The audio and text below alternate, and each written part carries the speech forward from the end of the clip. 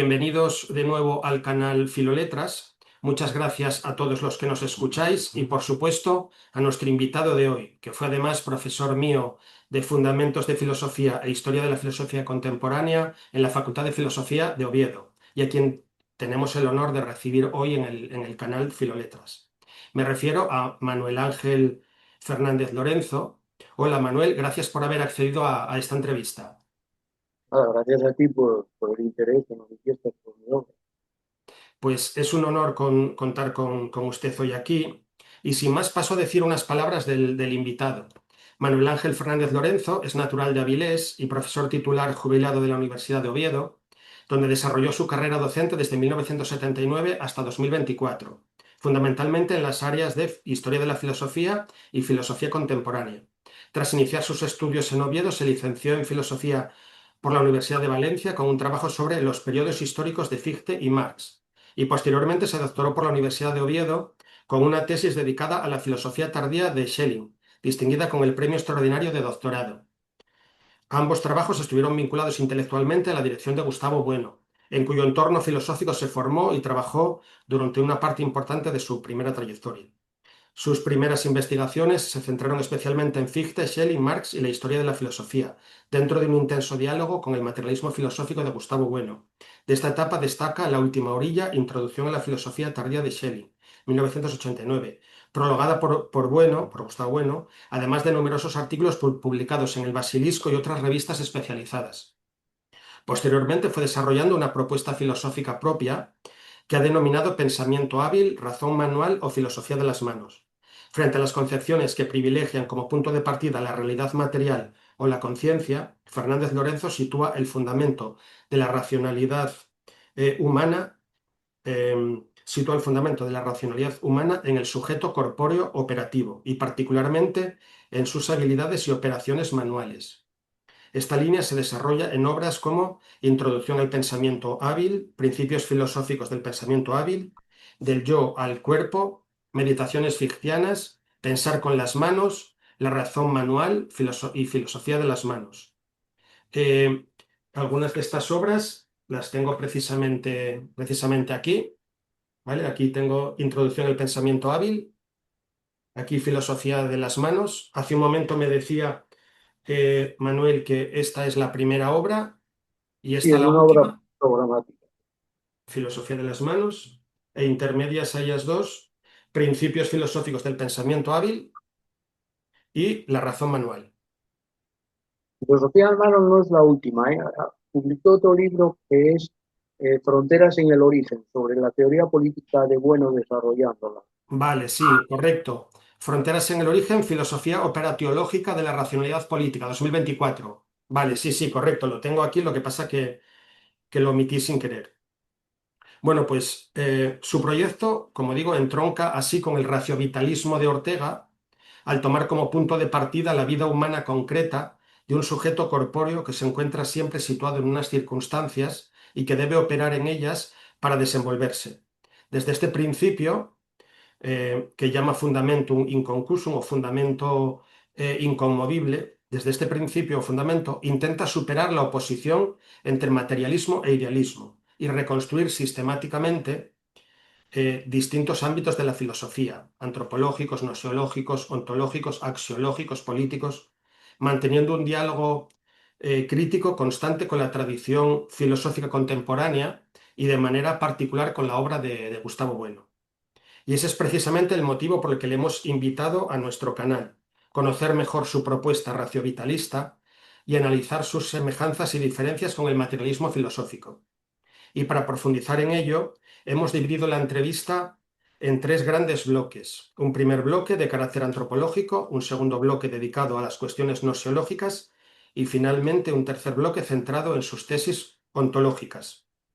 Pero antes de entrar en las cuestiones específicas de su filosofía de las manos, me gustaría plantearle algunas preguntas de carácter más general que sirvan un poco como introducción a su trayectoria y su propuesta filosófica. Usted se formó filosóficamente muy cerca de Gustavo Bueno y durante una parte importante de su trayectoria trabajó dentro de las coordenadas del materialismo filosófico, aunque posteriormente fue desarrollando una propuesta propia. ¿Cuánto hay todavía de materialismo filosófico en su pensamiento y cuáles considera que son hoy sus principales puntos de acuerdo y de ruptura con Gustavo Bueno? En términos generales, pues, puesto que posteriormente tendremos ocasión de profundizar en todo ello. Entonces, ¿cuánto hay todavía de materialismo filosófico en la filosofía de las manos? Bueno, yo creo que hay muchas cosas de bueno, por ejemplo, todo lo que sean desarrollos especiales, como la teoría de la religión, la teoría de la ciencia, la teoría política, parece que son tres libros, la teoría de la cultura. Todo esto yo lo considero, en gran parte, casi el 90% estoy de acuerdo con esas propuestas. Ahora bien, lo que yo he hecho en falta es cómo encontrar sistematizar toda esa con una fundamentación racional, ¿no? Que se pueda ir viendo cómo eran los sistemas tradicionales de filosofía, ¿no? A partir de Descartes, pues se van buscando unos fundamentos a partir de los cuales se va derivando todo lo demás, ¿no? Claro, esto yo me baso más en Fichte que en Descartes, porque Descartes tiene una especie de método hipotético deductivo o algo así, ¿no? Como Spinoza. Fichte no, por ejemplo, Fichte, el método que tiene es dialéctico, no parte de un principio tampoco, muchas veces, porque yo dediqué un libro a investigar, a explicar a Fichte, cuestiones cristianas. Digo que Fichte no es monista, tiene tres principios para explicar el origen de la fundamentación de su filosofía, que empieza por la teoría del conocimiento. Pues de ahí deriva la ética, la política, todo va derivando de esos principios. Y esos principios no son unos, son tres. Además, se parecen mucho a lo que bueno, del análisis que hace bueno de los tres principios de la mecánica de Newton. Por ejemplo, en el libro de bueno sobre Sí, en el de, sentido de la vida puede ser. hay una parte que también habla de los principios de la Revolución Francesa, o sea, hacen una sistematización de la política, tres principios, el principio de libertad, igualdad y fraternidad, ¿no? Y los compara con los de Newton. Por eso yo, cuando se dice que bueno, a veces decía que no tenía, es un sistema, o era un sistema monista, él no admitía que era monista, claro, no era materialismo monista. Entonces, utilizaba otra palabra para decir que era una especie de tapices, ¿no? Que iba construyendo. Pero también, bueno, cuando reflexionó sobre la idea de sistema, me acuerdo, yo en aquel momento ya no tenía contacto personal con bueno, pero David Álvaro González sí, entonces empezaron a discutir que era un sistema político. Y me acuerdo que, bueno, en este libro da una idea de sistema basándose en tres principios, Newton, y, y que llama el principio de los términos, el principio de la mecánica, la inercia, el principio de las operaciones, el segundo, el principio de la relación. Todo lo aplica en la bioética, por ejemplo, establece también tres principios. Entonces yo pensé que se podía, usando ese modelo, y reinterpretar a Fichte como que Fichte había hecho algo parecido. Había hecho una teoría de conocimiento, aunque sea idealista, había buscado tres principios que no son hipotéticos, son dialécticos, método ya no es Spinoza, es la dialéctica ya, ¿no? Y además, esos principios son como dice, bueno, que son los principios de Newton, porque Newton decía non fingo hipótesis. Sí, Que son unos principios que sirven para coordinar toda la investigación de la naturaleza. Entonces yo pensé que se podía buscar unos principios del conocimiento a partir de los cuales eh, fundamentar todos los resultados impresionantes a los que lleva bueno. Lo que yo digo es que bueno tiene unos resultados positivos muy interesantes, pero las premisas que tienen no están claras. Entonces yo me sí, estoy intentar buscar esas premisas de los fundamentos colectivos, un poco el objetivo de mi obra. de acuerdo. Su propuesta ha ido apareciendo durante años bajo denominaciones como pensamiento hábil, razón manual o filosofía de las manos, y ha sido desarrollada en numerosos libros y artículos. ¿Cómo ha sido la recepción de esta propuesta, tanto dentro como fuera del ámbito académico? ¿Ha encontrado interlocutores, críticas o desarrollos que considere especialmente relevantes? Bueno, la propuesta, el origen fue una invitación que me hicieron a participar en un congreso en el que intervenía un filósofo italiano Gianni Vattimo, que era muy famoso hace años, y me invitaron que proponía el pensamiento débil, que era esa filosofía posmoderna y tal, ¿no? Y me dijeron que había que hacer algo más allá del pensamiento débil. Entonces a mí se me ocurrió es desarrollar pensamiento hábil. O sea, la idea de pensamiento hábil sale como es circunstancial. Sí, Posteriormente, en claro, dialéctica con el pensamiento débil. sí.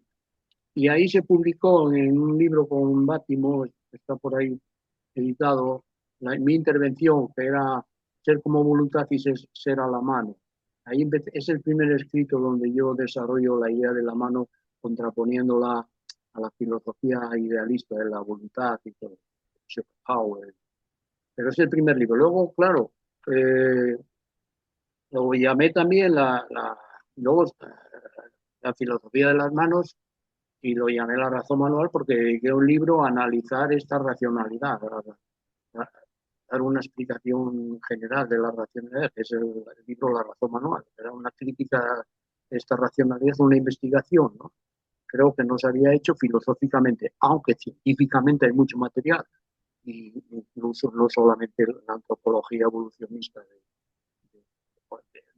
de Wilson, sino también Piaget. Por ejemplo, Piaget, toda la psicología de Piaget en los niños pone mucho interés en las manipulaciones, en cómo manejan, cómo aprenden la idea del objeto permanente, ¿no? Manejando con las manos un biberón, con los giros, toda la lógica de los giros, todo eso. Científicamente, y ahí se dio cuenta que estaba apareciendo una posibilidad de explicar el conocimiento psicológico de una forma científica positiva. Lo que él proponía después también era hacer una epistemología general. Eso sería tradicionalmente filosófico, una teoría del conocimiento, pero Piaget decía que no, que esa epistemología tenía que ser científica. Al final de su vida rechazó la filosofía, ¿no? Una especie de arrepentimiento cuando Piaget se hizo filósofo de joven. Era un biólogo, pero que de repente descubrió Bergson por un tío suyo que le dio a leer el libro de una evolución creadora. Piaget dice ahí que se convirtió, dijo él. Claro, mis creencias sobre Dios las cambié, porque era Dios la vida. Lo que había que hacer era una investigación, una filosofía biológica, que es lo que intentó. Lo que pasa es que después se pasó dijo que había que hacer dos investigaciones. Una, la psicológica, se dedicó a estudiar psicología 3 años con Minet y tal. Ahí fue donde hizo su descubrimiento. Y otra era la antropológica, pero la antropológica evolutiva. Él no la hizo porque decía que en su época no había fósiles suficientes, era un terreno muy... y se centró en la psicología. Claro, la parte que Piaget no hizo, que sería la parte evolutiva, es en la segunda mitad del siglo XX, cuando se descubren todos los Mona Lutzi, todos estos el Homo habilis y todo el salto que supuso la técnica con las manos y todo eso que investigó Wilson muy bien. A mí me llamó la atención, ¿no? Cómo creemos que la mano de un mono y la nuestra es muy parecida, ¿no? Sin embargo, resulta que unos detalles científicos te hacen ver que un mono no puede coger un martillo y clavar una punta, por Sí, una sí. cuestión, nada más que por eso, ¿no? Y entonces, claro, aquí hay una base científica. Yo lo que hice, lo que intenté, aparte de otras cosas, es hacer una filosofía, es trasladar todo esto a la filosofía. Lo que no hizo Piaget, hacer la filosofía. Yo aquí comparto las críticas de Bueno a Piaget. Bueno dice que una teoría del conocimiento, una teoría de la ciencia es filosófica, no es científica. Tiene que hacer la filosofía. De hecho, Piaget intentó hacer una filosofía de la ciencia con unas reuniones que tenía en Ginebra. No hizo prácticamente nada, no hizo una teoría de la ciencia equiparable a la de Popper o no positivista. Bueno, sí la hizo. Entonces ahí yo veía que se podían mezclar los dos, no utilizar. Lo que pasa es que, bueno, tiene un menosprecio de la psicología, no sé por qué. Quizás sea una cosa temperamental. Aquí marinos por lo que sufrió mucho. Sí es verdad que en bueno, en lugar de M2, sí ha resultado, o a algunas personas dentro del propio sistema, les ha parecido que concedía a veces poco peso a M2, ¿no? Creo que Sí, Vidal Peña precisamente lo sí, sí, menciona bueno, precisamente en un libro temático sobre la filosofía de Gustavo Bueno, y es posible, sí, que en algún sentido. Lo que pasa que eh, aquí también hay una cierta paradoja, porque puede ser que por un lado haya prestado poca atención a M2, pero sin embargo a las operaciones siempre les ha prestado muchísima sí, sí, atención. sí. No, y de hecho, Desde la teoría del cierre categorial en adelante, la bibliografía que ha ido sacando posteriormente, las operaciones sí tienen muchísimo peso. sí, sí, los capítulos de las ciencias humanas, que es la primera obra de donde Bueno desarrolla, ahí habla de Piaget y utiliza las teorías, las ideas de Piaget. Lo que pasa que, bueno, después yo tuve la experiencia de leer a Piaget y las obras que se traducían entonces. Hoy está muy olvidado todo esto, pero en aquella época estaban saliendo en español y leíamos todos estos libros de Piaget. Además, luego, Piaget tiene una fundación en Ginebra, la Fundación Jean Piaget, que puedes acceder por internet y te puedes leer el resto de la obra de Piaget, y es lo que hice, estudiarlo. Cosas. Y entonces me di cuenta que muchas de las cosas que decía Bueno, también las decía Piaget, y que Bueno igual las había leído, pero ¿qué hace Bueno? No cita lo que le debe, sino lo que no está de acuerdo. Entonces los puse ahí de psicologismo, de tal, tal. Y eso hay que tener cuidado porque de ayer tiene cosas muy importantes, ¿eh? En la teoría del conocimiento. Ujú, Que no estés de acuerdo con ella, todo este aspecto de las operaciones, el constructivismo operatorio, es que lo analiza de una forma impresionante. Y eso está un poco olvidado. Yo creo que la escuela de Bueno debería tener un poco cuidado con esto, ¿eh? Porque muchas de las cosas que dice Bueno ya las estaba diciendo. ujú, de acuerdo. Pues, si le parece, entramos ya en las cuestiones de carácter más antropológico de su filosofía de las manos. Y en su propuesta parece que de un modo comparable a como Bueno trató en el opúsculo Materia, como trató de reconstruir los tres géneros de materialidad a partir de las operaciones de un sujeto corpóreo operando sobre materialidades determinadas, parece análogamente que usted toma como fundamentum inconcusum, fundamento inconmovible, las operaciones de un sujeto corpóreo situado en un medio o mundo entorno y a partir de ese fundamento tratar de, después de reconstruir sistemáticamente los distintos ámbitos de la filosofía, la antropología, la gnoseología, la ontología, la teoría de los valores, la política, etc. Sin embargo, aquí parece surgir una cierta ambigüedad en la formulación de ese principio o fundamento. En algunos momentos el fundamento parece residir en las operaciones de un sujeto corpóreo, dotado de necesidades e intereses y enfrentado a un medio, y en otros parece situarse específicamente en las manos y en su capacidad operatoria. ¿Dónde habría que situar exactamente ese fundamentum inconcursum? ¿En el sujeto corpóreo operatorio en su conjunto o de manera más específica en las manos como órgano fundamental de las operaciones de ese sujeto? Bueno, yo aquí me remito a Fichte, ¿no? Que es como un poco el contramodelo. Para mí es un modelo para la teoría del conocimiento, incluso mejor que Kant, ¿no? Pero bueno, Fichte decía, el principio de la conciencia, es Kant, ojito, es la misma filosofía. Pero dice, ¿cuál es la esencia de la conciencia? La contemplación, dice, no, la acción. Entonces, claro, yo digo, el principio es el sujeto corpóreo, operatorio, pero ¿cuál es la esencia de ese sujeto? La vista, las sensaciones, no.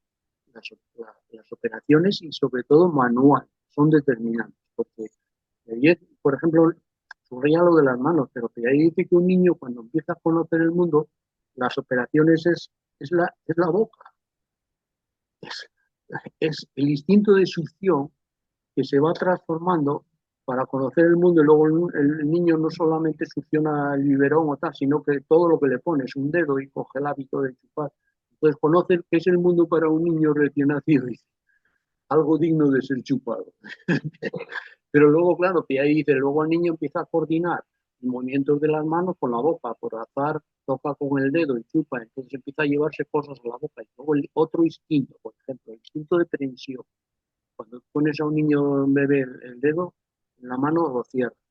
Es una herencia biológica. O sea, dice Pierre, lo que Pierre dice que lo que tenemos es reconstruir las facultades humanas del conocimiento partiendo de, no desde el principio del mundo, sino de la transformación de instintos. Cómo se transforman esos instintos y se convierten en hábitos o en habilidades inteligentes. Entonces, claro, ahí a mí me llamó mucho la atención cómo explicaba todo esto. Entonces, claro, sin embargo, luego resulta que si vas al plano antropológico, evolutivo, ahí el origen de la técnica, que sería lo que nos va alejando de los animales, aunque tengan técnicas, pero ya llegamos a desarrollar una técnica como institución. Ahí está esa idea que dice, bueno, que el origen en lo que nos diferencia de los monos es que somos creadores de instituciones. Pero claro, ¿cuándo aparecen esas instituciones? Los monos, por ejemplo, también tienen técnicas, enseñan cosas a otros, pero a lavar, por ejemplo, un boniato, yo no empieza a lavar y luego pasa a todos, pero luego se olvida y vuelven a empezar. Y entonces, ¿en qué diferencia la técnica humana?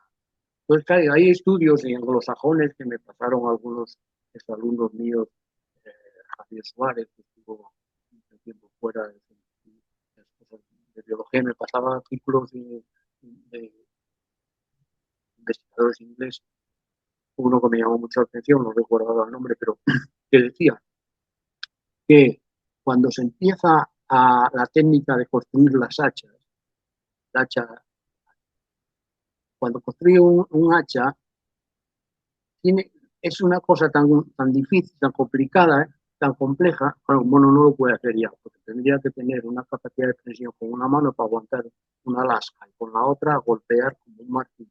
No lo puede hacer. Entonces, cuando empiezan a hacerlo, se dan cuenta que unas hachas son mejores que otras y empiezan a introducir unas normas de construcción. Entonces, la idea de norma, yo creo que en la creación de las hachas aparece lo que llama bueno que es una institución humana. Tiene que tener una norma. Por ejemplo, matrimonio, ¿no? Tiene una norma, son unas normas. No vale cualquier cosa. ¿De dónde viene ese sentido de la norma que crea la institución? Pues estos investigadores dicen que seguramente primero la idea de la norma surge del tallado, de la técnica, y después la van transformando a otras instituciones, por ejemplo, el matrimonio o instituciones sociales, y entonces aparece la institución, claro, eso ya no aparece eso. Por eso yo creo que se puede conciliar lo que dice bueno con la idea de las manos. Por eso la mano no solamente es la mano, es que la mano es la mano humana, la técnica, que es el origen de la técnica. La mano humana no habría técnica como la que tenemos. Entonces esa técnica está basada en normas. De acuerdo. Pues siguiendo con las tesis antropológicas e hilando precisamente con eso que acaba de decir, una de las cuestiones centrales de su propuesta es qué rasgo o característica diferencia al ser humano de los demás animales. Y usted concede aquí un papel decisivo a la mano humana, cuya particular configuración morfológica habría hecho posible operaciones y construcciones que están fuera del alcance de otros animales y habría desempeñado así la mano un papel fundamental en el proceso de hominización, dando lugar progresivamente, bajo las exigencias del medio, a técnicas, formas de cooperación, normas e instituciones específicamente humanas. La cuestión es si no incurre aquí en un cierto biologicismo. Los estudios sobre evolución humana apuntan más bien a procesos de retroalimentación entre transformaciones biológicas y culturales. Determinadas características biológicas hacen posibles nuevas prácticas culturales, pero esas prácticas, a su vez, modifican las presiones selectivas y las condiciones en las que evolucionan las poblaciones humanas. Si esto es así, ¿no habría que pensar la relación entre manos e instituciones de manera circular, en lugar de hacer derivar unilateralmente las instituciones de las manos? Sí, claro, no. Ya digo que la filosofía en la que yo estoy es dialéctica, entonces esa es la relación del sujeto con el medio. Y esa relación es circular, evidentemente. El medio, eso lo dice Piaget también, ¿no? El medio, o Ortega dice, el medio nos ofrece dificultades. Tenemos que, pero tenemos que ver cómo vencemos esas dificultades, porque allí dice hay que cambiar los esquemas, unos esquemas que tenemos, sustituirlos por otros, entonces nos adaptamos y utilizamos también las facilidades que nos da el medio, pero todo es sí, es un proceso circular. Es un proceso circular porque la idea, esta idea yo creo que la tomaron Ortega y Heidegger de la biología, ¿no? Cuando Heidegger dice el hombre es un ser en el mundo, dice con raya, no se puede separar, no puedes decir el hombre está ahí y luego se cae en un mundo. Es eso, hay una circularidad. El problema es que Heidegger utilizó una metodología descripcionista, no una metodología constructivista. Entonces, sus descripciones son muy interesantes, pero no puede construir casi nada. Mientras Sí, que aquí sí, ya que ayer sí introduce este circularismo, pero de modo constructivista y además que se va cambiando. Las estructuras se van reconstruyendo y hay procesos de anamorfosis. Todo eso también lo explica bien. de acuerdo. Bueno, Em, no solamente son las manos, luego viene el lenguaje. ¿Eh? El lenguaje es muy importante, pero es que curiosamente el lenguaje, parece ser que el origen del lenguaje está en el lenguaje de los gestos manuales, sin el cual no se hubiese podido coordinar muchos trabajos de la técnica, porque el lenguaje, las expresiones de la cara son cuatro o cinco, miedo, tal, pero si tú quieres es, es dar instrucciones a otro, pues es con las manos y con los gestos. Entonces el lenguaje, después apareció el lenguaje ya vocal muy posterior. Y sí, hay una serie de... El lenguaje es una institución, sí, pero las manos son fundamentales. Bueno, también Fichte tiene un estudio sobre el origen del lenguaje y dice que la tesis de que el lenguaje viene de las manos, de los gestos manuales. El lenguaje textual, el primero que el lenguaje oral. Es anterior. Hoy se confirmó todo esto por la antropología evolutiva. Aunque hay discusiones todavía, no todo el mundo está de acuerdo. Pero claro, Wilson decía que la prueba de que el lenguaje, con los gestos manuales, puedes hacer un lenguaje, es el lenguaje de los rodomudos que hay ahora. Este lenguaje que vemos en la televisión son gestos de las manos. Pues sí. es un lenguaje sintáctico. Em, por otro lado, ¿no resulta problemático tratar de reconstruir el mundo humano tomando como fundamento una parte del organismo humano como es la mano? Utilizando una imagen que me sugiere un colega, profesor de filosofía, que también sigue muy de cerca su obra, que es Héctor Vizcaíno, eh, y que también está leyendo su obra, dice que no sería algo parecido lo de tratar de reconstruir el mundo humano a partir de la mano. ¿No es algo parecido a intentar reconstruir el mundo de los gatos a partir de la sonrisa flotante del gato de Alicia en el País de las Maravillas? Es decir, no estamos aislando como fundamento aquello que solo adquiere su significado y su capacidad operatoria dentro de un sistema mucho más amplio, corporal, cerebral, social e institucional. Bueno, aquí yo cojo una idea de Gustavo Bueno, que él habla de la trascendentalidad a posteriori, no a priori como un caso. Entonces las manos son trascendentales a posteriori, porque de las manos salió la técnica y la ciencia. Y la ciencia es la que nos permite entender el mundo con más seguridad que nada, más que las religiones o lo que sea. El criterio, la verdad, sí. Pero ahí no está ya presuponiendo lo mismo que se quiere demostrar al decir que de las manos es de donde surge la técnica. Que eso Porque lo vemos a posteriori. O sea, hoy vemos que la trascendencia que tuvo la técnica, porque de ahí salió la ciencia. Y si no hubiese, además, no solamente fue en la humanidad, las civilizaciones se separaron con los griegos, apareció la primera civilización científica. No es lo mismo la civilización griega que la china, o que la Mesopotamia, o Egipto. Los griegos introducen la ciencia, entonces la ciencia pasa a Europa y al Islam, ¿no? sin Claro, duda, parece ahí un desarrollo impresionante. ¿Por qué Europa dominó el mundo y las otras? Por la potencia de su filosofía y de su ciencia, ¿no? Por la ciencia, por la ciencia. Chinos pueden hablar de filosofía china, pero lo que no pueden chino es decir que hay una química china. La química viene, la estudian, y la química es de Lavoisier y compañía. No pueden decir, no, nosotros tenemos una química diferente. porque entonces no tendrían bombas atómicas ni La tendrían. importancia, la importancia de la técnica en el proceso de hominización y humanización es indudable. Lo que ocurre, y, por supuesto, el papel de las manos en la producción de esa técnica y en el uso de esa técnica es indudable. Lo que ocurre es que las operaciones, como creo que señala también Bueno, las operaciones son genéricas también a los animales. Los animales también tienen manos, también manipulan, también utilizan herramientas. Lo que hace, lo que ocurre es que la importancia de la relación entre las manos y la técnica es que las manos, sí, evidentemente cumplen un papel trascendental a la hora de construir la técnica, pero la técnica cuando alcanza la técnica, las instituciones, cuando alcanzan un cierto espesor, cuando alcanzan una cierta masa crítica, moldean ya a los propios sujetos, la propia acción humana. Las propias manos quedan dirigidas, orientadas por las propias instituciones. Las manos son imprescindibles para la técnica y para las instituciones, pero las instituciones llega un momento en que moldean las propias operaciones humanas y aquí hay que poner, yo creo, por decirlo así, el paso al hombre, al humano, al antropológico, frente a lo zoológico, ¿no? En esta recursividad donde las manos, sí, las manos son imprescindibles en el funcionamiento de las instituciones y al revés, las instituciones moldean y dirigen a las manos. Sí, pero hay instituciones que solo salen de la mano humana.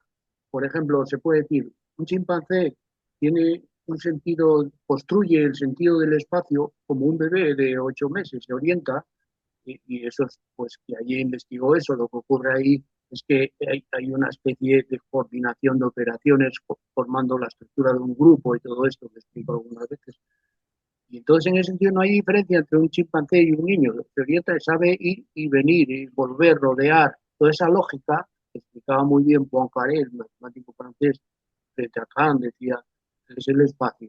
El espacio no es una cosa, una intuición, es el espacio, es una construcción operatoria con la estructura de un grupo de operaciones algebraico, de los desplazamientos de un individuo, de un sujeto, ¿no? Bueno, todo esto lo contaba muy bien.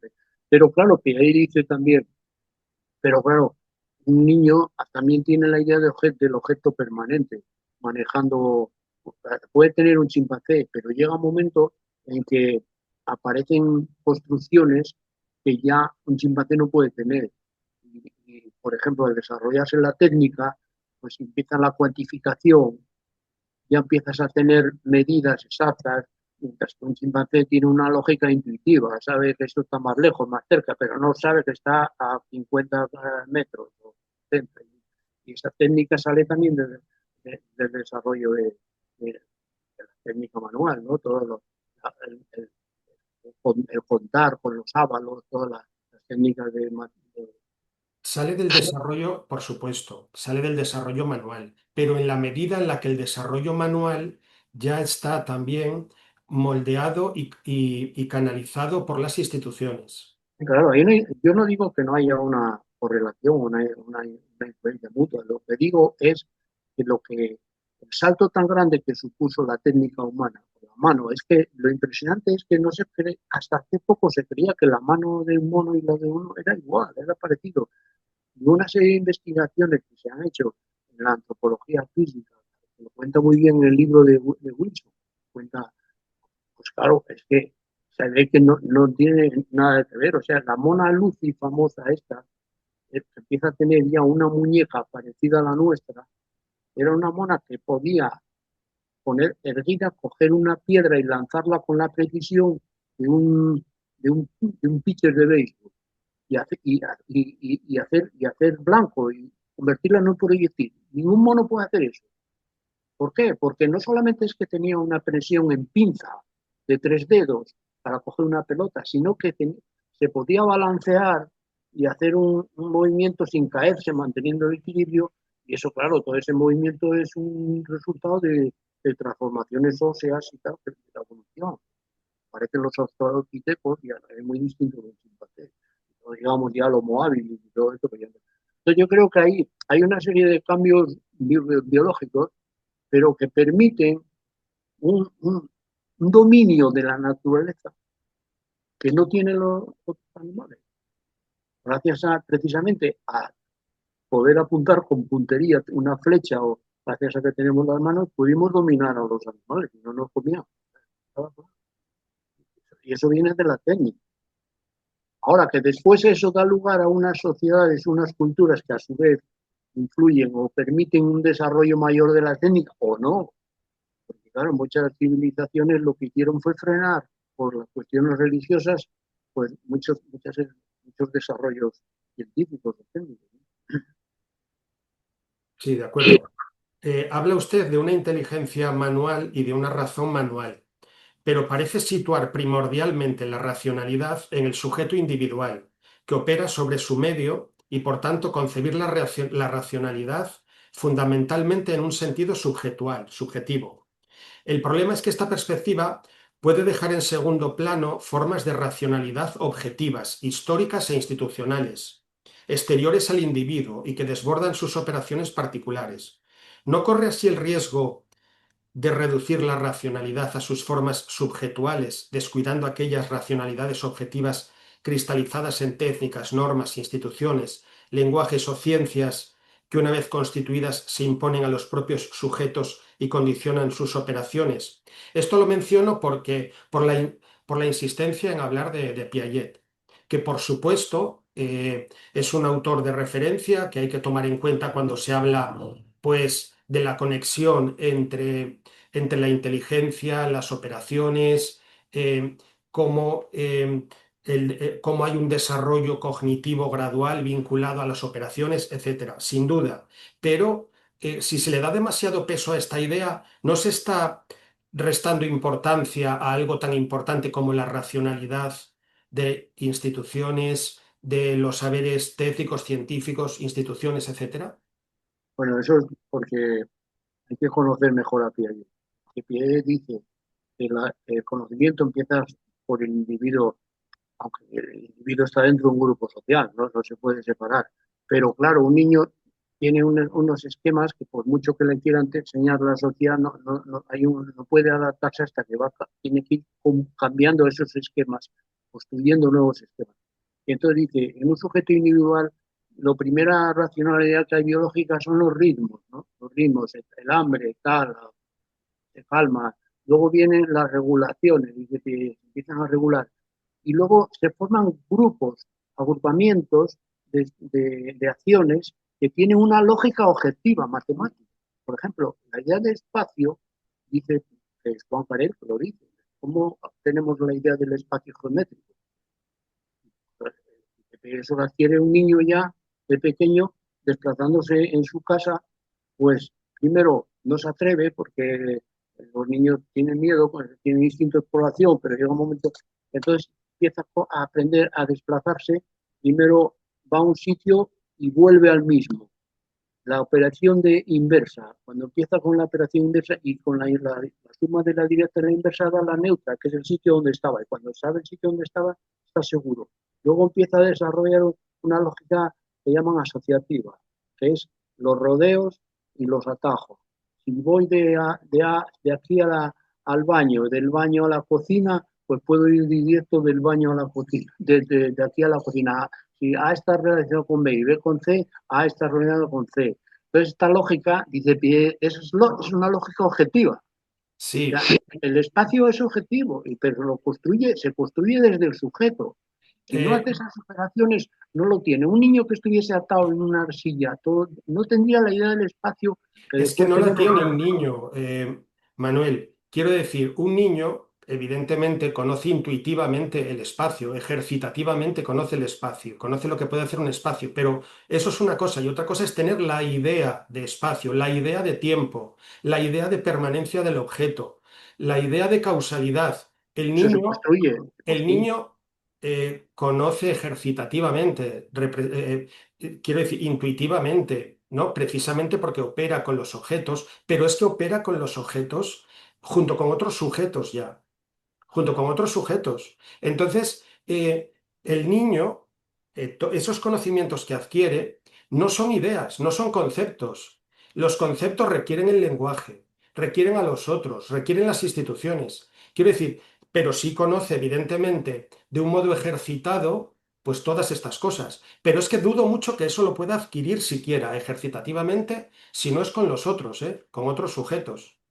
Bueno, yo lo que te digo es que Piaget dice que la intersubjetividad solo empieza cuando aparecen los juegos entre niños a partir de los 6 años, porque un niño antes es egocentrista, no tiene un sentido es egocéntrico. Entonces, los juegos juega solo. En realidad, los niños de 3 años parece que no juegan. Cuando empiezan a jugar a los 6 años, dice Piaget, 5 o 6 años, empiezan los juegos de canicas y eso, y entonces ahí sí, el niño empieza a entender las normas de juego y que el otro puede hacer unas cosas que él no hace y empieza la intersubjetividad. Bueno, el origen de esta también es, no dice Piaget que no exista ya desde el principio una relación de los mayores con los niños, es muy complejo esto, yo no lo puedo desarrollar aquí, ¿no? Pero, pero que dice que hay momentos en que se producen saltos en los que aparecen estructuras nuevas. La intersubjetividad, por ejemplo, un niño el principio, toda la moral que tiene y tal, todo esto, y que es de sus padres. Sí, En moral, de moral los seis. heterónoma. Sí. Pero a los 6 años que empieza a jugar a las canicas lejos de sus padres, empieza a entender unas reglas que son autónomas y que tiene que seguirlas y no vale lo que diga otro, pueden cambiarse las reglas.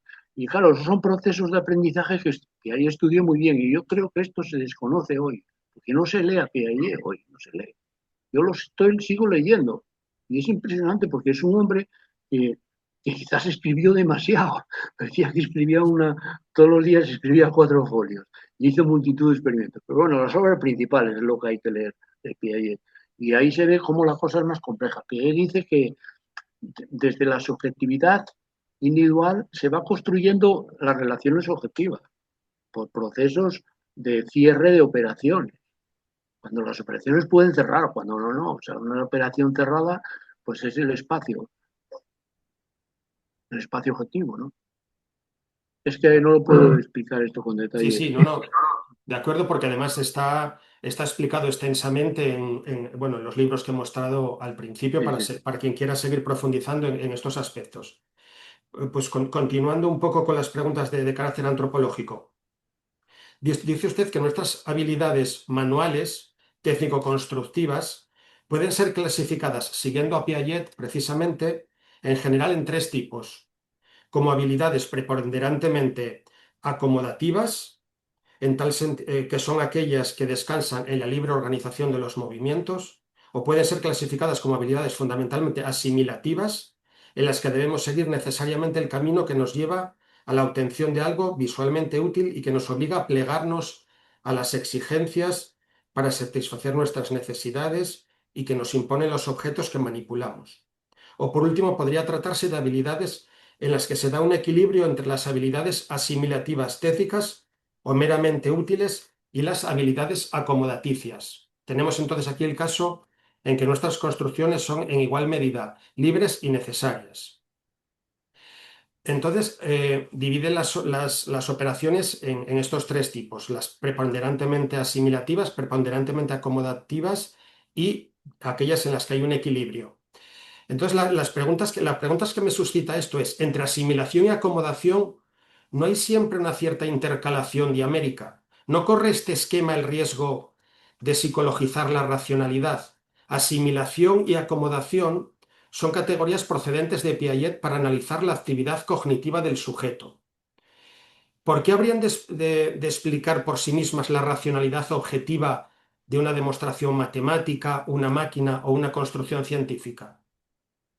Bueno, yo ahí parto que me llamó la atención esta idea de Piaget para clasificar los tipos de conocimientos, ¿no? Por ejemplo, el conocimiento técnico, el conocimiento artístico o el conocimiento científico o filosófico. Los distingue los tres. El técnico dice que hay siempre asimilación o acomodación, pero que en la técnica predomina la asimilación y disminuyendo la acomodación, ¿no? Yo pongo ejemplos de la técnica, si tú tienes que calentar una habitación, pues eh, tienes que asimilar la madera para quemarla, pero a la vez hacer una acomodación, partirla en trozos que sean que se pueda meter en la chimenea, ¿no? Y eso lleva una acomodación, tienes que hacer el esfuerzo de... Pues la técnica desarrolla un tipo de calefacción en la que tú, tocando un botón, o sea, con la mínima acomodación, tienes mucho más calor que con el otro. Este es un ejemplo de Piaget, ¿no? Otro es el arte.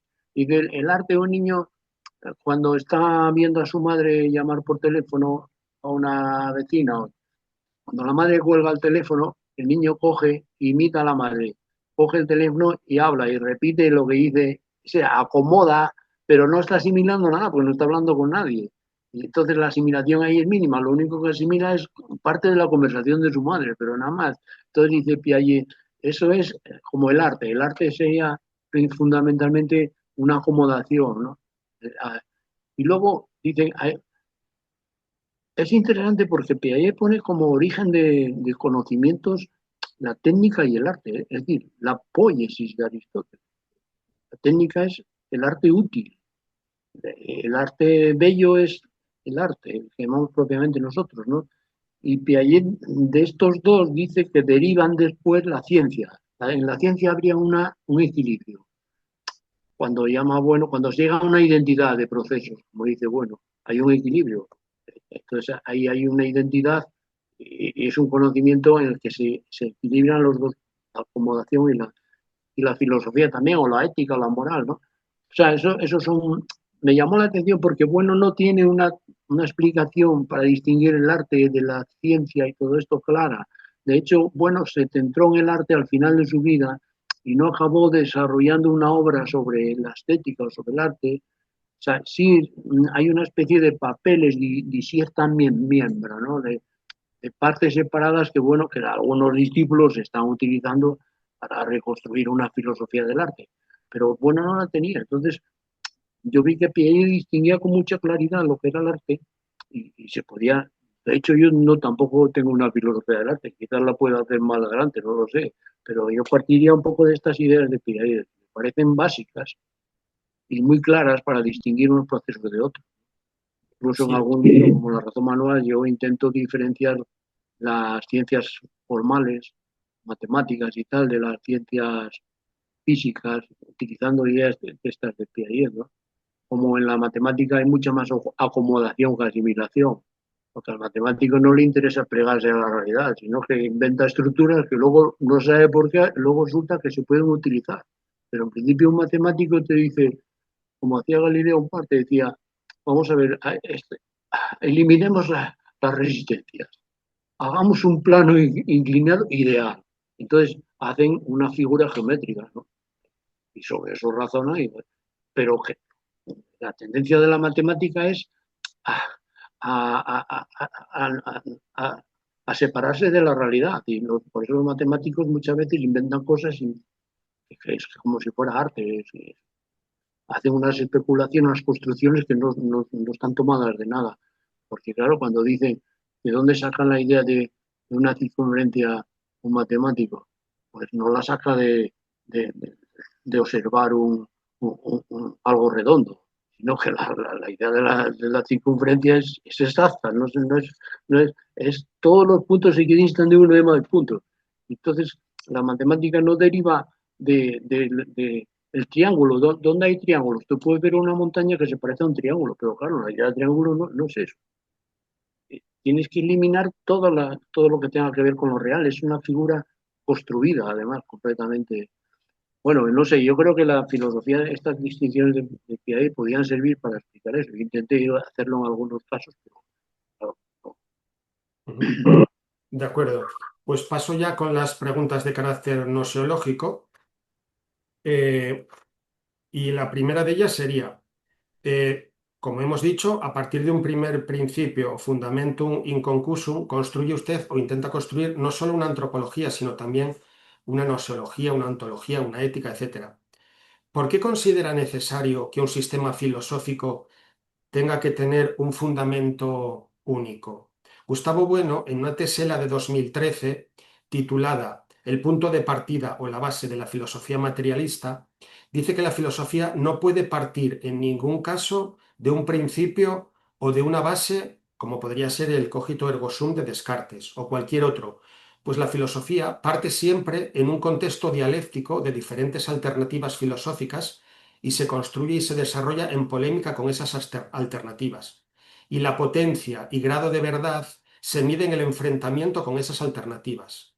Y que de hecho, aunque se crea a partir de un único principio, hay siempre otros muchos supuestos que están operando. Por ejemplo, en el caso de Descartes, junto con el cogito, tiene que presuponer además una idea de Dios, que garantice luego además la verdad de sus pensamientos, etcétera.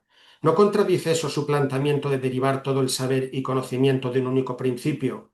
¿Qué piensa de esta reflexión de Bueno acerca de que la filosofía no parte en realidad de un primer principio?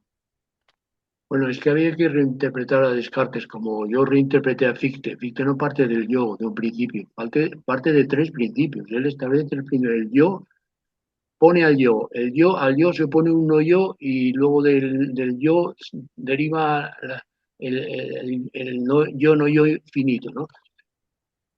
Descartes parte del yo, ¿no? Empieza con el cogito. Pero de repente, ¿qué pasa?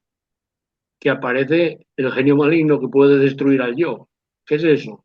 En términos de Fichte, claro, en términos de Descartes es mitología. En términos de Fichte es un no yo que te puede destruir al yo. Entonces ya aparece un segundo principio ahí. Y después sale la idea de Dios, que es la que nos libra de esa destrucción y crea un, una explicación. Y entonces el tercer principio de Fichte sería la idea de Dios de Descartes, el Dios del argumento ontológico, que el Dios bueno que no nos engaña y que es necesidad pura. Entonces, claro, habría que reinterpretar a Descartes, porque decir Descartes parte de un principio, bueno, eso lo dicen muchos autores, pero hoy, por lo que sabemos, precisamente por esta filosofía nueva que tenemos, vemos cosas que otros no ven en Descartes. Yo veo cosas que otros... Esta interpretación que yo hago de Descartes no la he visto en ningún sitio. Descartes, en realidad, cuando empieza toda su meditación, no, empieza por un principio, pero luego tiene que introducir varios para después construir el mundo y explicar el mundo a partir de Dios y tal, ¿no? Yo creo que el argumento de Bueno vale tanto en el caso de que se postule un principio como que se postulen dos o tres de un tipo ahistórico, por decirlo así, ¿no? Sí. Y que el argumento de Bueno va en la dirección de que la filosofía tiene que partir siempre in medias res, eh, en un contexto donde hay una serie de alternativas disponibles y hay que polemizar contra ellas, en diálogo siempre con las ciencias, pero polemizar contra ellas in medias res y medir la potencia de la propia filosofía contra esas otras. Lo de pensar es pensar contra alguien, más que en una serie de principios únicos, ahistóricos, que están ahí, que no cambian, bueno, que hay que explicar muy bien si son tres principios, por qué son tres, Bueno, ¿vale? es otra cuestión. Bueno, que Descartes piensa contra Aristóteles. Lo que pasa es que para pensar contra Aristóteles lo hace tiene que hacer unos principios primero. Y entonces ahí se da cuenta que puede hacer muchas críticas a Aristóteles, incluso decir hay cosas que Aristóteles tiene razón, pero hay que fundamentarlas de otra manera. Podemos conservarlas, pero hay otras que no. Esa frase de bueno de pensar es pensar contra alguien, yo a veces la veo como un espíritu personal suyo de contrariedad que tenía, ¿no? Era una especie de lo que llamamos en España un pa contraria, ¿no? Eso que acusaban a Unamuno cuando llegaba a una tertulia, Unamuno decía, ¿de qué se habla aquí que me opongo? Bueno, cuando iba a cualquier sitio, a un congreso, decía, ¿de qué se habla aquí que me opongo? La otra parte de que efectivamente Descartes para hacer su filosofía tiene que contraponerla y hacer contra otros sistemas alternativos, como era por una parte Giordano Bruno, por otra parte Aristóteles, tal, hace unas, claro, eso lo hace, pero muchos discípulos han quedado con esta idea de, bueno, yo creo que tiene un sentido teatral, ¿no? De decir, yo me opongo, pero también tú piensas con alguien, no puedes decir, yo Sí, pienso sí, solo sin contra duda. alguien. Estoy completamente de acuerdo. Yo creo que esto, bueno, no lo negaría. Pero, ¿podría poner un ejemplo de una sola filosofía que no haya sido construida en polémica contra otras? No se puede, ¿no? Hay una cadena, la historia de la filosofía es una cadena de sistemas, un poco, yo me ocupé de la asignatura que daba bueno cuando sacó la cátedra que era Historia de los Sistemas Filosóficos, y curiosamente también daba fundamentos. La cátedra de Oviedo de Bueno era Historia de los Sistemas, Filosofía y Fundamentos, que luego yo di Historia de los Sistemas y Fundamentos. Al final, en los últimos años, di Fundamentos. Entonces, Bueno cogía esta idea de que la historia de la filosofía no se puede estudiar un filósofo con otro separado y tal, ¿no?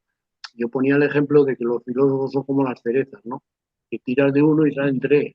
Entonces, por eso decía que había que estudiar siempre contra qué, tener en cuenta qué está diciendo, contra quién está pensando Kant. Si no, no tiene sentido. Sí, de acuerdo. A partir del espacio antropológico de cuatro ejes o dimensiones, deduce usted o clasifica los tipos esenciales de los saberes humanos, políticos, culturales, religiosos y cósmicos. ¿Pueden determinarse a priori los tipos de saberes? Gustavo Bueno dice que los teoremas matemáticos, por ejemplo, no son ni naturaleza ni cultura. ¿En qué lugar quedarían las matemáticas en este esquema de cuatro ejes, cada uno de los cuales corresponde a un tipo de saber? Los políticos, culturales, religiosos y cósmicos. Las matemáticas serían cósmicos, porque tiene que ver con la naturaleza, pero Gustavo Bueno, esta antropología, yo lo critiqué porque cuando en el artículo que tiene sobre el espacio antropológico, ahí distingue solo tres ejes, ¿no? El eje angular, el circular y el radial, y distingue solamente tres aspectos. Pero luego, en una obra posterior, que era Sí. Cuestiones cognitivales. digitales, introduce el cuatro. Y luego, en otra obra, El El sentido de sentido la de la vida, vida. Mm. y entonces ahí, y entonces el cuarto es la cultura, porque habla del arte. Entonces yo vi que el primer artículo, Bueno, habla de la cultura en sentido subjetivo, como formación, no lo tenía en cuenta como una estructura de saber objetivo. Claro, después introdujo la idea de la cultura como saber objetivo y ahí es donde lo introduce. Entonces, muchas veces explica la antropología de Bueno sin tener en cuenta estos cuatro.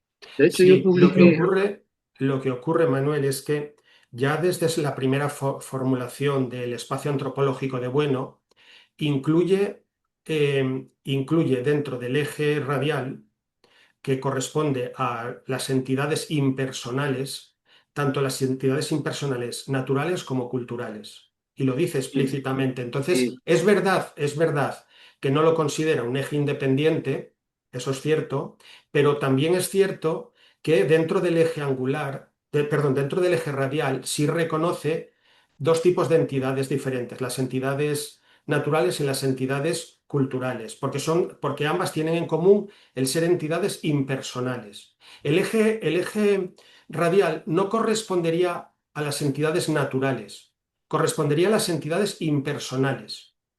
Impersonales, tanto naturales como culturales. Entonces ya pero está. eso Sí, creo que sí. lo hace después, en cuestiones culturales. En el primer artículo yo no recuerdo que diga eso. Luego sí introduce esa distinción personal-impersonal que sirve para decir que es un eje solo, pero que tiene un aspecto trascendente y otro inmanente. Sí. Inmanente, trascendente. Entonces, inmanente es la cultura y trascendente es la naturaleza. Eso lo hace en. Y de hecho, yo tomé esa idea de cuestiones fundamentales y publiqué un artículo que se llama Los cuatro ámbitos de la filosofía en el Basilisco.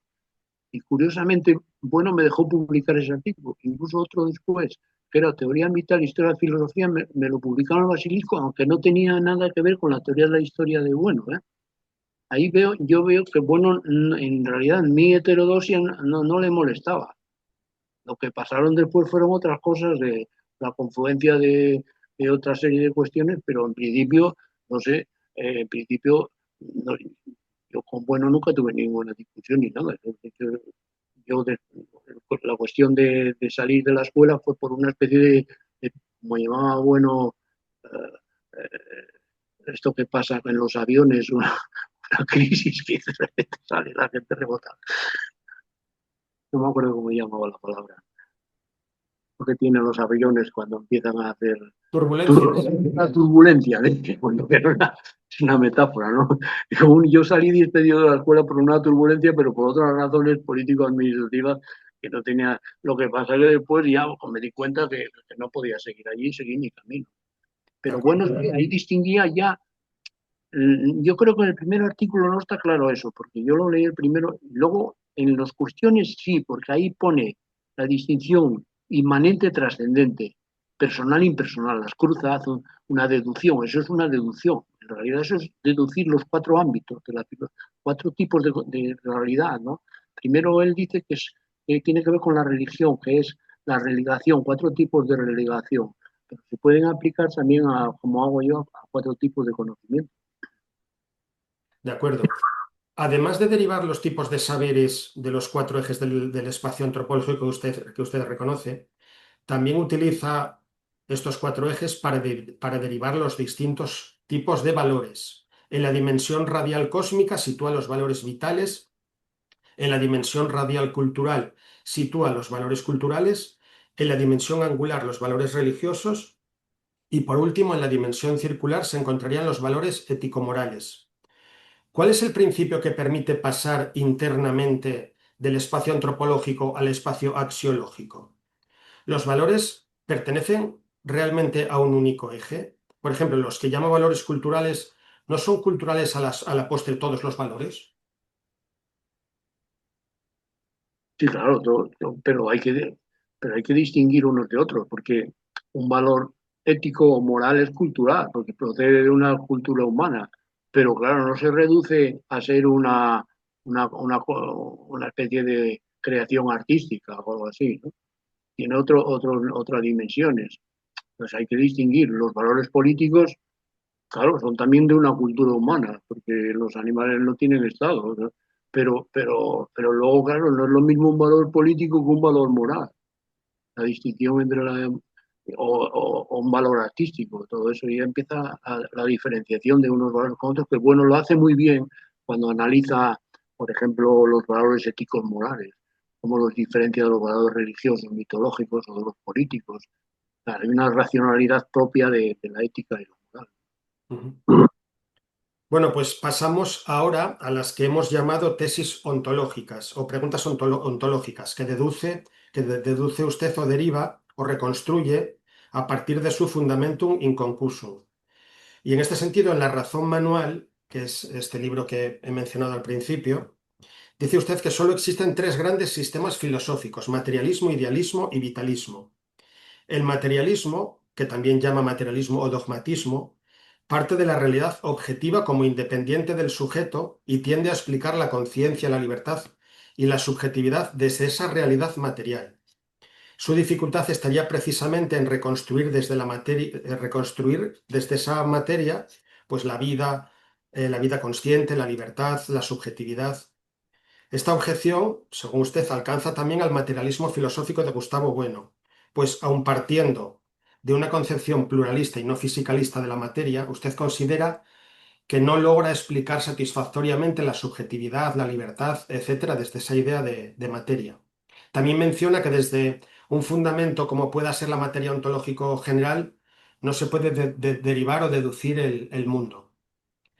Eso respecto al materialismo. Respecto al materialismo, por el contrario, comenta que el idealismo parte del sujeto, de la conciencia y de la libertad, pero encuentra la dificultad inversa: reconstruir desde el yo la objetividad del mundo y la realidad de los otros.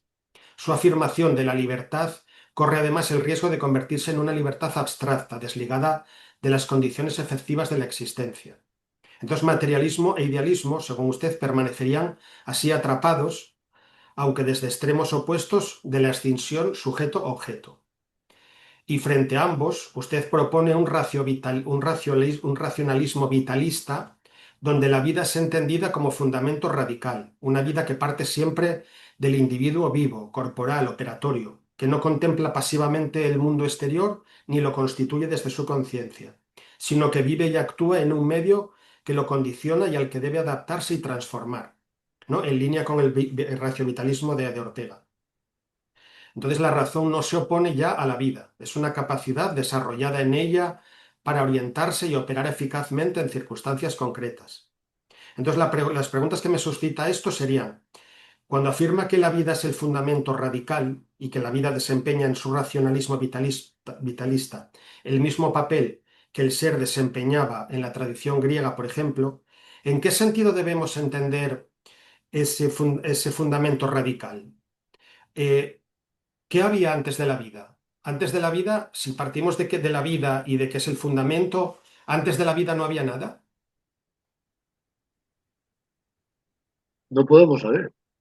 Antes de la vida, vamos a ver, esto lo cuenta muy bien Kant, ¿no? Dice, nosotros podemos ver mm, la Tierra antes de que existan los humanos. Pues en el periodo, pues no sé, incluso antes de que haya vida, y diseñamos un paisaje sin animales, sin vida, eh, pero dice Kant, ¿eso es una descripción objetiva? No, porque lo que ocurre es que ese paisaje supone un individuo que lo está viendo, supone un sujeto. No podemos ponernos en el punto de vista de Dios. Nadie puede salirse. Entonces, claro, el problema que plantea toda la gnoseología a partir de Kant y tal es que no se puede saber lo que es la materia en sí. Pero ¿y Siempre, qué pasa entonces con las ciencias que nos dicen cómo tuvo lugar o que hablan de la Tierra antes de la vida? O que hablan incluso de un Big Bang, etcétera, antes de la vida. pues bueno, dice que incurren en, ¿cómo llama esto, hombre? Dialelo. Un dialelo. Un dialelo, dice, ¿por qué? Porque las ciencias suponen la vida. O sea, un biólogo cuando está mirando como de tierra muy cajal, un billete de dinero con el microscopio o un trozo de carne, pues lo ve que está lleno de bacterias y tal. Pero después cuando se sale del laboratorio y va a comer, se come tranquilamente un filete sin, ¿por qué?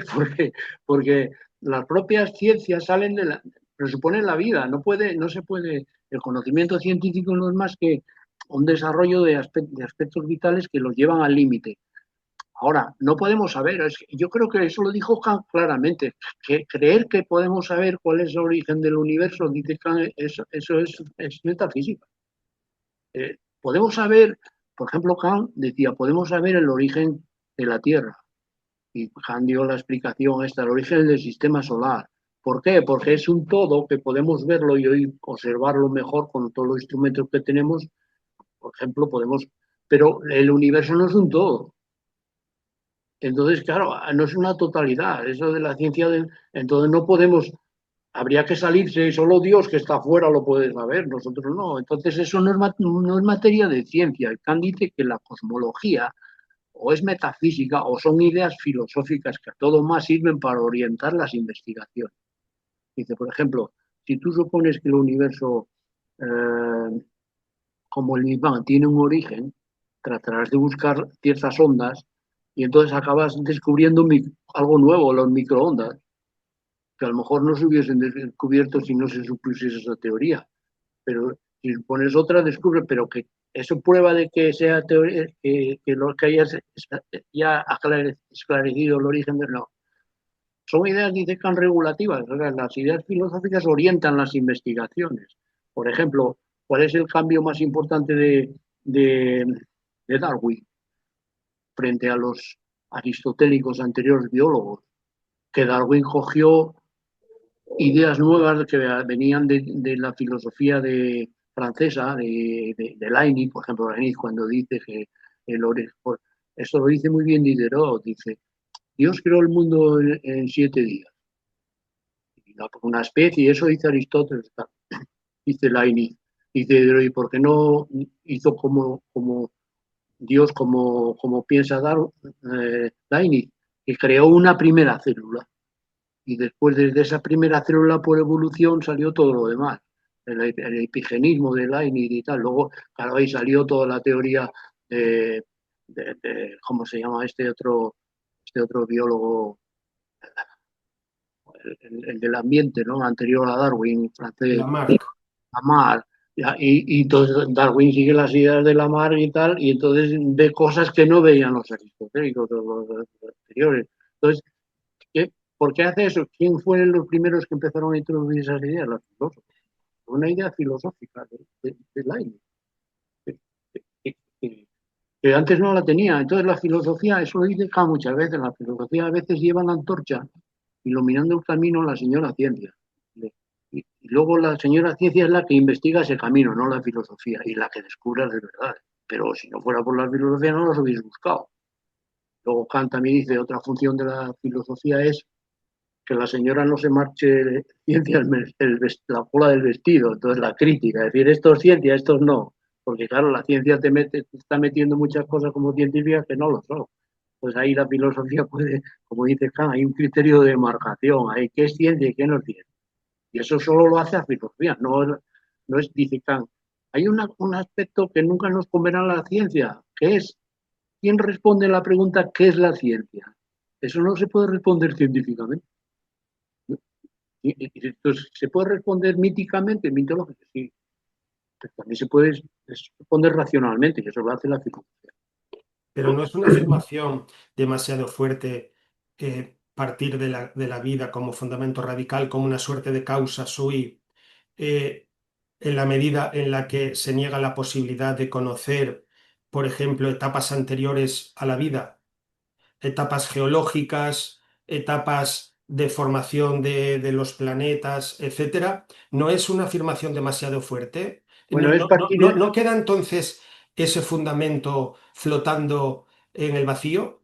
no, sencillamente es lo que dice bueno muchas veces, partir en medias res. Partimos y luego desde ahí reconstruimos lo anterior o lo que venga, pero no podemos ponernos en el principio. Es otra filosofía, ¿no? Es decir, eso lo utilizó muy bien Piaget para explicar el conocimiento. Dice, un niño, ¿de dónde sale el conocimiento? Bueno, vamos a partir de que el niño ya conoce, y media, tiene instintos. Entonces vamos a ver cómo va transformándose. Entonces, claro, es una idea de este tipo, hay que partir de media red. Creo que la vida es un punto intermedio entre la naturaleza y la cultura, ¿no? De acuerdo. A partir de la vida operatoria actuando en un medio, tomado como fundamentum inconclusum, parece deducir, al modo como Gustavo Bueno en el opúsculo Materia, tres tipos generales de materialidad, usted deduce lo que llama los términos, las relaciones y las operaciones, ¿no? A partir de ese fundamentum. Pero mientras Bueno dice que dichas entidades son materiales, usted no afirma o no parece afirmar de qué naturaleza son. Sin embargo, en Introducción al Pensamiento Hábil, que es este libro que hemos mostrado al principio, en Introducción al Pensamiento Hábil dice, por ejemplo, que no podemos aceptar que los tres tipos de entidades se entiendan exclusivamente como materialidades, pues un átomo, además de constar de una materia energética, consta de una forma o configuración propia, y una célula consta además de una materia y de una forma, de un dador de forma, que es lo que caracteriza principalmente a los objetos vivientes frente a los no vivientes, aunque la frontera entre ellos no sea enteramente clara, dice usted. Entonces, ¿de qué naturaleza son los términos, las relaciones y las operaciones? Si se niega que son materiales, ¿de qué naturaleza son? A veces, y en algunas partes del libro parece hablar de materia y de forma. Cuando habla de términos, relaciones y operaciones, si no son materialidades, ¿de qué naturaleza son? Son realidades. Yo creo que el uso de la palabra, porque bueno, hace un uso de la palabra materia que no la aceptarían muchos materialistas. De hecho, no lo aceptan porque dicen que ¿qué es eso de M3? Eso no lo aceptan. Bueno, dentro del materialismo que estuvo de moda en los años 60, que era por el marxismo, el materialismo soviético y todo esto, bueno, era considerado un hereje. ¿Por qué? Porque utilizaba una concepción del materialismo que era por analogía, ¿no? Analógica. Pero claro, eso le creó muchas complicaciones. Yo creo que no le aceptaron muchas veces toda su teoría porque decía, bueno, este señor nos está engañando, está hablando de aquí de M3 como unas materias, pero que eso son formas, o que no son, no es materia, materia es materia física, ¿no? Y yo creo que ahí, ¿por qué hacía esto bueno? No lo sé. Bueno, nunca abandonó el materialismo, él nunca dijo que iba a encontrar, eso está claro. Ahora bien, ¿cómo empecé yo a considerar la figura de bueno? Porque claro, yo por mi relación con la historia de la filosofía, pues adquieres una habilidad como un botánico para distinguir unas hojas de otras y yo distingo los filósofos. Entonces yo a Bueno lo vi como un filósofo que tenía un sistema, pero escolástico, derivado de la escolástica soviética, pero transformándola. y lo comparaba un poco, se podía comparar con Wolf, con mis clases, y yo decía, bueno, a mí me parece una especie de Wolf, que parte de, de Leibniz, pero crea una escolástica, coge la escolástica soviética y la escolástica católica y le introduce un contenido de Leibniz en vez de Aristóteles. O lo comparaba con Suárez, ¿no? El famoso escolástico español del Renacimiento, Suárez. Suárez, ¿qué hace? Parte de Aristóteles. Es un escolástico. ¿Qué es un escolástico? Un señor que dice, la filosofía verdadera está ahí, es Aristóteles. Lo único que hay que hacer es mejorarla. Porque claro, entonces Suárez decía, la filosofía verdadera es Aristóteles. Lo que pasa es que los tomistas lo intentaron mejorar, pero nosotros vamos a utilizar los ocamistas y hacemos, y entonces curiosamente se convirtió en una especie de hereje. O sea, Suárez era un hereje para los tomistas.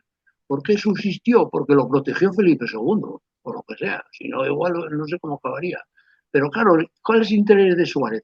Que de Suárez sale Descartes. O sea, en Suárez es un escolástico hereje que introduce una serie de modificaciones que dan lugar a la metafísica de Descartes y hasta Kant, como lo reconoce Heidegger, es decir, Suárez. Entonces yo veo, bueno, como un materialista de la época del materialismo dialéctico que dice, el materialismo es la filosofía verdadera, no hay que volver a dudar ni nada. Eso es un escolástico. Porque Descartes no empieza a dudar y dice, bueno, no. ¿Y cuál es lo que hace? ¿Qué es lo que hace bueno? Pues dice, este materialismo es muy malo, hay que mejorarlo, hay que hacerlo académico. Entonces, claro, bueno, conoce muy bien la tradición que no conocían los soviéticos, de la escolástica, como Wolf, que se enseñó Leibniz, y entonces empieza a utilizar una serie de distinciones finísimas y es una maravilla. Y de ahí salen teorías nuevas que empiezan a chocar con el materialismo marxista. Por ejemplo, las teorías del origen del Estado. Bueno, ahí se da de bruces con Marx, el origen Sí, del Estado. el problema, el tema está en que en qué sentido su propuesta es mejor que la de Bueno. Porque si las operaciones pueden operar con los términos no tienen que ser en algún sentido materiales Sí, para sí, poder operar con ellos. términos son fisicalistas, pero toda realidad tiene una dimensión fisicalista. Bien, Toda realidad. en realidad eso le preguntaba. ¿De Si qué es, si es naturaleza? real, si es real, si algo real tiene que tener que lo puedes tocar con las manos. Eso que dice Schelling. Yo, todo lo que existe es real si lo puedo tocar con las manos, lo dice Schelling. Si no lo puedes tocar con la mano, no es real, es imaginado. Con las manos atrás. Puedes, por ejemplo, una onda electromagnética no la puedes tocar con las manos, pero puedes construir aparatos O que la puedes operar, sí. detecten. Y en las manos no hay aparatos. Y las manos Entonces, para poder operar con esos términos tienen que tener también un carácter material. claro, las manos, pero las manos son un carácter vivo, no, las manos es un organismo vivo, no es solamente una piedra o algo bruto, es una realidad más compleja, distinta, por lo menos. Yo Y esto la de realidad materialismo. y las relaciones, si no son materiales, ¿cómo se relacionan con la materia? La materia, yo cuando hice la tesis doctoral sobre Schelling, encontré en la filosofía del segundo Schelling, que no se había estudiado aquí en España, se había estudiado en Alemania y Italia, me resultó interesante porque, porque hacía una crítica a Hegel que utilizó mucho más también, de criticar la idea desde la naturaleza, de la materia. Schelling decía que la idea salía de la naturaleza, no como Hegel que ponía el mundo al revés o algo así, ¿no? Y entonces, eh, Schelling observé que, ya se me fue la idea, ¿no? Que Sí, yo le había preguntado si las relaciones son materiales o no son materiales, porque si no Perdona, son, perdona, porque si no son materiales surge la dificultad de cómo se relacionan con la materia. perdona. Si él empieza a utilizar una idea de la materia o del fondo de la realidad y utiliza un término alemán negativo, ¿no? Pues un Grund, lo que no tiene razón, lo que no tiene fundamento. Un es negativo, una partícula, Grund, fundamento. Lo sin fondo, que era una idea que venía de Kant. Entonces, ¿qué es la materia? No sabemos lo que es. En realidad nosotros sabemos partes de la materia, podemos controlar, en tanto que las podemos controlar, pero ya incluso hoy en la mecánica cuántica y todo esto, Hay cosas ahí que nos sorprenden, pero no podemos controlar la materia porque no podemos, como decía Piaget, no podemos establecer, aislar una partícula, porque no existe un objeto permanente. Pero dice, pero hay una racionalidad, porque sí podemos controlar las operaciones que hacen esos elementos, ¿no? Por ejemplo, cuando un electrón salta de un spin a otro y tal. Entonces sí podemos decir, este salto más esto es un salto mayor. Podemos hacer cálculos, pero no estamos sabiendo qué estamos tratando ahí. Entonces, la materia en gran parte no sabemos lo que es. Es como cuando los físicos te dicen, la electricidad, yo no sé lo que es, pero sé que puedo manejarla. Pero en realidad, ¿qué es la electricidad? No, ¿qué es? No lo sabemos. Es algo que no sabemos. Entonces, si alguien introdujo esta idea, es algo que no tiene, para nosotros no lo entendemos, ¿no? Ni lo podemos entender nunca según Kant. Podemos ir avanzando en aspectos de la naturaleza, pero entender lo que es la materia en sí es lo que Kant negó. Y, sin embargo, los físicos ahora que no leen a Kant ni nada, pues están diciendo que, como este que murió hace poco, el inglés, ¿cómo se llamaba este? Hablaba de los agujeros. Hawking, Stephen Hawking. Hawking decía, no hay problema, ya sustituimos a la teología, mañana la física te va a explicar el origen de cómo se creó el mundo. Esto es una barbaridad, o sea, que un señor... entonces, claro, ahí la crítica filosófica tiene que entrar a muerte. Dice, primero, señor Hawking, usted sabrá mucho matemática, pero no se ha leído ni acá. Por haga favor. Por ejemplo, Piaget yo lo aprecio mucho porque Piaget empezó siendo profesor de filosofía y conocía muy bien la historia de la filosofía, bastante bien, para ser un científico. Y es uno de los científicos que mejor conoce y entonces no dice burrada como otro científico, que no desconoce acá, no desconoce. Que es lo que se echan falta hoy, los científicos están eliminando la filosofía, no consideran que es necesaria, peor para ellos, ¿eh? Y peor para todos, porque las ciencias acaban diciendo tonterías. Sí, es que yo veo que hay mucha correlación entre los términos, las relaciones y las operaciones con M1, M3 y M2, porque las operaciones al final no son posibles sin M2. Entiendo que para usted las operaciones también están como dirigidas, orientadas teleológicamente, intencionalmente desde un M2. Sí, sí. ¿No? Entonces, si reconocemos que los términos son fisicalistas, que las operaciones son M2 y que las relaciones son M3 y que hay una relación de imbricación entre ellas que tiene que haber una materialidad, que tiene que ser, no termina un poco entonces con una gran sintonía con las tres géneros de materialidad de Gustavo Bueno.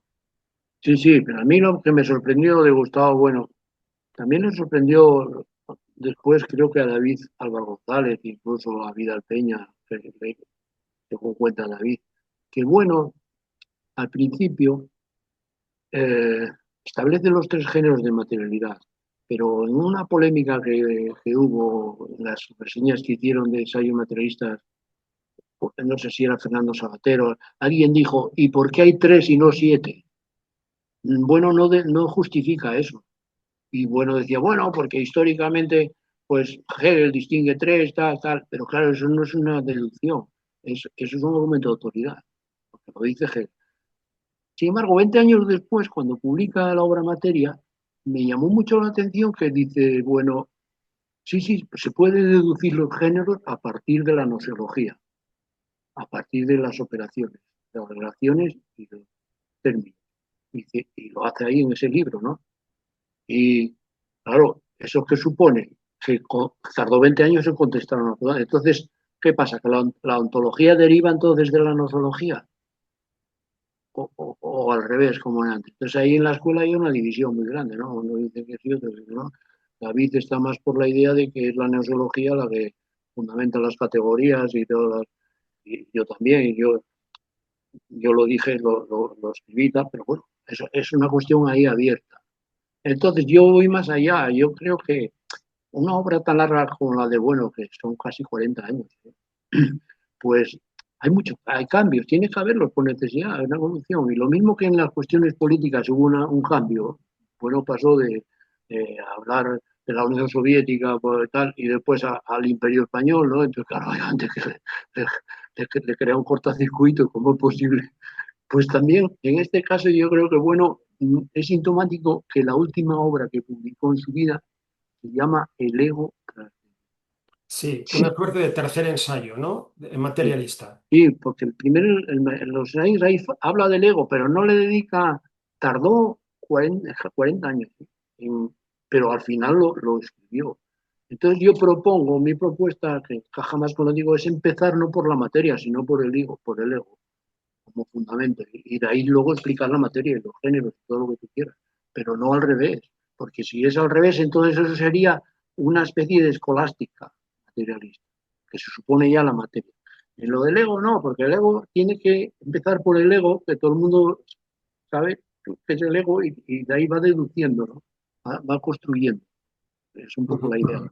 De acuerdo. Bueno, pues hasta aquí las preguntas de la entrevista. No sé si quiere usted añadir alguna cosa más.